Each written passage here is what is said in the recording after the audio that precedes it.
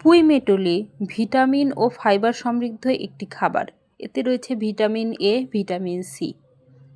এটি কোষ্ঠকাঠিন্য দূর করে।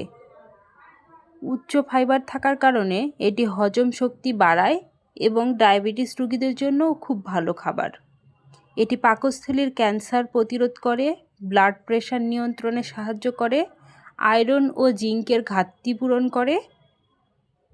এই বীজগুলোতে শাকের চেয়েও বেশি অ্যান্টিঅক্সিডেন্ট রয়েছে। বলা হয়ে থাকে এটি নিয়মিত খেলে ব্লাড প্রেশার নিয়ন্ত্রণে থাকে এবং রক্তে শর্করার মাত্রা কমিয়ে ডায়াবেটিস রোগীদের জন্য খুব উপকার সাধন করে। যাদের বদহজমের সমস্যা রয়েছে তারা এই গোটা খেতে পারেন। এমনকি যাদের অ্যাসিডিটির সমস্যা রয়েছে তারাও বিনা দ্বিধায় এটা খেতে পারেন, কারণ এটা অ্যাসিডিটির সমস্যাকে আরও উপকৃত করে, অ্যাসিডিটি কম হয়। এছাড়াও পাকস্থলীর ক্যান্সার প্রতিরোধ করতে এর জুড়ি মেলা ভার। এই পুঁই মিটলি বা পুঁইয়ের গাছের এই বীজে প্রচুর পরিমাণে ফাইবার থাকায় এটি কোষ্ঠকাঠিন্য দূর করতে সাহায্য করে। এছাড়াও পেটের ভেতরে যে বর্জ্য আছে, যে খারাপ বিভিন্ন জিনিসগুলো আছে, ময়লাগুলো আছে, সেগুলোকে বের করতেও এটি খুব গুরুত্বপূর্ণ ভূমিকা পালন করে থাকে। এতে প্রচুর পরিমাণে ভিটামিন এ রয়েছে, এই জন্য এটি চোখের জন্য খুবই ভালো। আরও রয়েছে ভিটামিন সি। ভিটামিন সি আমাদের প্রতিদিনের খাদ্য তালিকায় থাকা অত্যন্ত গুরুত্বপূর্ণ, কারণ ভিটামিন সি আমাদের শরীরে কখনো রিজার্ভ থাকে না। এছাড়াও যাদের আয়রনের সমস্যা রয়েছে, শরীরে রক্ত কম, তারা চাইলে এই মৌসুমে পুঁইয়ের গোটা খেতে পারেন। পুঁইয়ের গোটা শরীরে রক্ত বৃদ্ধি করতে এবং নতুন রক্ত তৈরি করতে গুরুত্বপূর্ণ ভূমিকা পালন করে। জিঙ্কও রয়েছে এতে প্রচুর পরিমাণে। যাদের শরীরে জিঙ্কের অভাব রয়েছে তাদের জন্য এটা খুব ভালো। শরীরের রোগ প্রতিরোধ ক্ষমতা বাড়াতে এটার জুড়ি মেলা ভার। শরীরের রোগ প্রতিরোধ ক্ষমতা যাদের কম তারা চাইলে নিয়মিত পুঁইয়ের গোটা খেতে পারেন এই মৌসুমে। শরীরে অতিরিক্ত কোলেস্টেরল থাকলে হৃদরোগের ঝুঁকি বেড়ে যায়। এই হৃদরোগের ঝুঁকি কমাতে কিন্তু কোলেস্টেরলের মাত্রাকে নিয়ন্ত্রণ করতে পারে এই সবজি।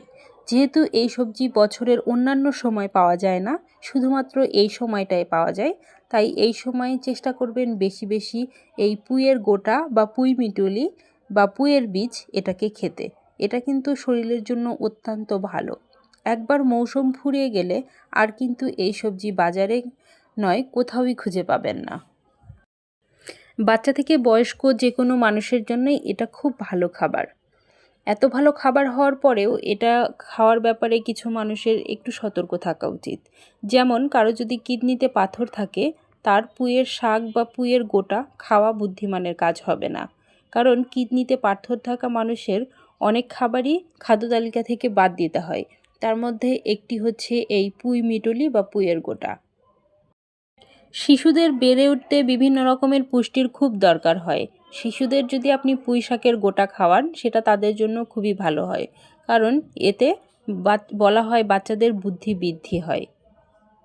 শিশুদের বেড়ে উঠতে যে পরিমাণ মতো ভিটামিন, প্রোটিন, খনিজের প্রয়োজন হয়, এগুলোর সবগুলো উপাদানই এই পুঁই শাকের গোটায় রয়েছে। এটাকে কেউ বলে থাকে পুঁই মিটলি, কেউ বলে পুঁইয়ের গোটা, কেউ বলে পুঁইয়ের বীজ। আপনার অঞ্চলে কী নামে ডাকা হয় চাইলে কমেন্টে জানাতে পারেন। এতক্ষণ কষ্ট করে ভিডিওটি দেখার জন্য অসংখ্য ধন্যবাদ। আপনি যদি আমার এই চ্যানেলে নতুন হয়ে থাকেন চাইলেই আমার চ্যানেলটিকে সাবস্ক্রাইব করতে পারেন এবং পাশে থাকা বেল বাটনটি বাজিয়ে রাখতে পারেন, তাহলে আমার সব ভিডিওর নোটিফিকেশান আপনার কাছে পৌঁছে যাবে। আর যারা ইতিমধ্যে আমার চ্যানেলটিকে সাবস্ক্রাইব করেছেন তাদেরকে অসংখ্য ধন্যবাদ। এরপরে অন্য কোনো দিন দেখা হবে অন্য কোনো ভিডিও নিয়ে। ভালো থাকুন, সুস্থ থাকুন, এই আশা ব্যক্ত করে আজকের মতো ভিডিও শেষ করছি। ভালো খাবার সবসময়ই স্বাস্থ্যের জন্য গুরুত্বপূর্ণ, তাই সবসময় চেষ্টা করবেন টাটকা এবং ভালো খাবার খেতে।